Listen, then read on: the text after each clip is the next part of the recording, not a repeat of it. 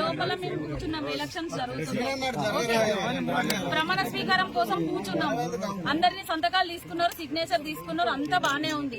మధ్యలో టీ తీసుకొచ్చిండ్రు, అదైపోయింది. వాటర్ ఇచ్చిండ్రు, అదైపోయింది.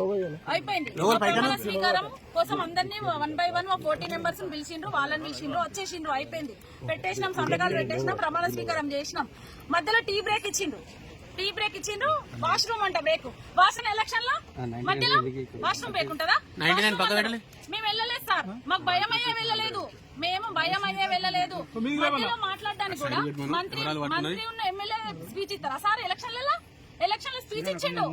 మేము ఉన్నాము, మా ప్రభుత్వం ఉన్నది, మేమే పనులు చేస్తామని చెప్పి మాకు అంటే మమ్మల్ని బెదిరిస్తున్నారా? సైకిల్ చేయడం సార్, సైకిల్ చేయడం, ఇట్లా పిలవడం.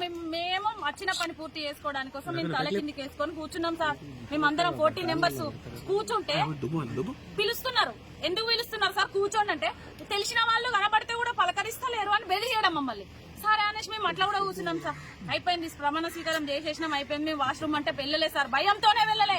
ఈ ప్రభుత్వం మీద భయంతోటే వెళ్ళలే.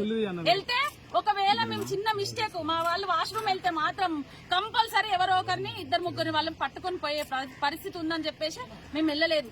లేడీస్ మాకు వాష్రూమ్ అంటే టాయిలెట్ వచ్చినా కూడా మేము వెళ్ళలేదు, అక్కడే కూర్చున్నాం. వీళ్ళు ఎత్తుకపోతారని తెలిసి మాకు తెలిసి ఆ ప్రభుత్వం అట్లా చేస్తున్నారని. సరే అయిపోయింది సార్. అదైపోయినాక ఏం చేసిండ్రు, మునన్న అని మన 8వ వార్డు కౌన్సిలర్ ప్రమాణం స్వీకారం అయింది సార్.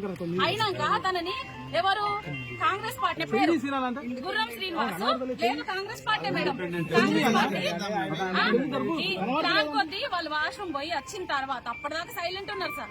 వాష్రూమ్ పోయి వచ్చిన తర్వాత ప్లాన్ చేసి మునన్న అన్నని మీద పడేసిండు సార్. రాకెళ్తుండు. అరే ఎందుకు తీసుకెళ్తున్నావు అన్న అనేసి మేము అడ్డం ఉన్నాం. అడ్డం ఉంటే మా లేడీస్ కూడా చూడకుండా ఇష్టం వచ్చినట్టు చేతులు వేయడం సార్. ఇష్టం వచ్చినట్టు చేతులు వేస్తే మేము అన్నకు ప్రొటెక్షన్ ఇద్దామనేసి ఇట్లుంటే మమ్మల్ని మొత్తం టచ్ చేయడం, ఇష్టం వచ్చినట్టు వాళ్ళని. ఎంపీ కూర్చున్నాడు అక్కడే, ఎమ్మెల్యే కూర్చున్నాడు అక్కడే, ఎంఆర్ఓ సార్లు ఉన్నారు, పోలీసు వాళ్ళు ఉన్నారు, ఎవరు సార్ అని అట్లా అన్న ఇట్లా పట్టుకున్నాం సార్. సార్ అని ప్రాధాన్యపడ్డాం సార్, ఏడ్చినాం సార్. చూడండి సార్, మమ్మల్ని దాడి చేస్తున్నారు అంటే కూడా అసలు వాళ్ళు ఎట్లా నిర్లక్ష్యం అంటే ఇట్లానే నిల్చున్నారు సార్. అధికారులు మొత్తం ఇట్లానే నిల్చున్నారు. అట్లా కూడా బతిలాడు పోలీస్ ఆఫీసర్ సార్.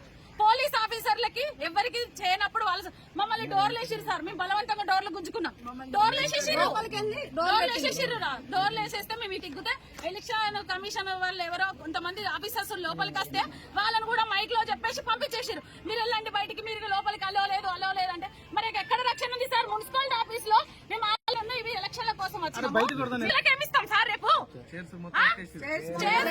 అధికారుల మీద వాళ్ళే కొట్టుకున్నాం సార్. వాళ్ళే ఎంఆర్ఓ సార్ మీదనే వాళ్ళ పరిస్థితి గొడవ కావడానికి కోసం చైర్లు తీసి ఎత్తేయడం, ఫర్నిచర్ అంతా ఎత్తేసిండ్రు వాళ్ళే. మళ్ళీ వాళ్ళు ఏమంటారు, మీరేం గొడవ వేసుకుంటే నేనేం చేస్తామా అంటే, మేము గొడవ సీసీ కెమెరాలు ఉన్నాయి కదా సార్, చూడండి ఎవరి మీద ఎవరు వచ్చిర్రు, చూడండి లేడీస్ ఎంత దౌర్జన్యంగా చేసిండో చూడండి. కనీసం ఇది జరిగింది అని కూడా చెప్పద్దా?